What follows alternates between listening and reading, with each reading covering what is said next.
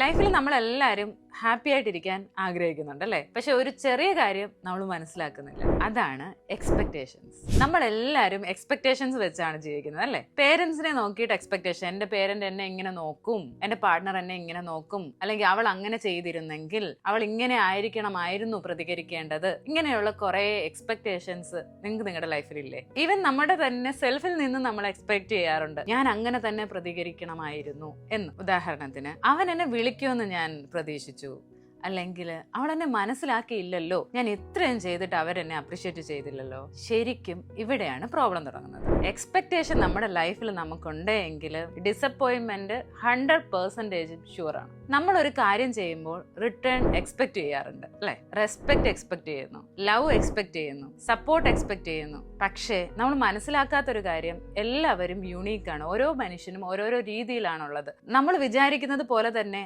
അവർ നമ്മളോട് പെരുമാറണം എന്നില്ല.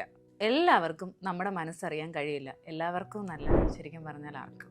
എക്സ്പെക്ടേഷൻസ് കുറച്ചാൽ തന്നെ ഹാപ്പിനെസ് ഓട്ടോമാറ്റിക്കലി കൂടുന്നത് നിങ്ങൾക്ക് അറിയാൻ പറ്റും. നിങ്ങൾ ഒരാൾക്ക് എന്തെങ്കിലും ഒരു നല്ല കാര്യം ചെയ്തു എന്ന് വിചാരിക്കുക, അവരങ്ങനെ തന്നെ പ്രതികരിക്കണം, അല്ലെങ്കിൽ നിങ്ങളോട് ഇങ്ങനെ തന്നെ പ്രതികരിക്കണം എന്നൊക്കെയുള്ള ചില എക്സ്പെക്ടേഷൻസ് നമ്മുടെ ഉള്ളിൽ ഉണ്ടാവത്തില്ലേ? അതുണ്ടാവാൻ പാടില്ല. നിങ്ങളത് ചെയ്യുന്നത് നിങ്ങളുടെ ഇഷ്ടത്തിൽ ആവണം. അവരങ്ങനെ പ്രതികരിക്കണം എന്ന് പറഞ്ഞിട്ട് നിങ്ങളൊരു കാര്യം മറ്റൊരാൾക്ക് ചെയ്തു കൊടുക്കാൻ പാടില്ല. നിങ്ങളുടെ വാല്യൂ ശരിക്കും അറിയുന്ന ഒരാളുണ്ടെങ്കിൽ അവർ നിങ്ങളെ തേടി വരും. ശരിക്കും പറഞ്ഞാൽ ഈ ലൈഫ് ഭയങ്കര സിമ്പിളാണ്. അതിനെ കോംപ്ലിക്കേറ്റഡ് ആക്കുന്നത് നമ്മൾ തന്നെയാണ്. എക്സ്പെക്ടേഷൻസ് ഇല്ലാതെ സ്നേഹിക്കുക, എക്സ്പെക്ടേഷൻസ് ഇല്ലാതെ സഹായിക്കുക, എക്സ്പെക്ടേഷൻസ് ഇല്ലാതെ ജീവിക്കുക. അപ്പോൾ നമ്മുടെ മനസ്സിലൊരു ലൈറ്റ്നെസ് വരും, ഒരു പീസ് വരും. റിയൽ ഹാപ്പിനെസ് വരുന്നത് നമ്മൾ അക്സെപ്റ്റ് ചെയ്യുമ്പോൾ മാത്രമാണ്.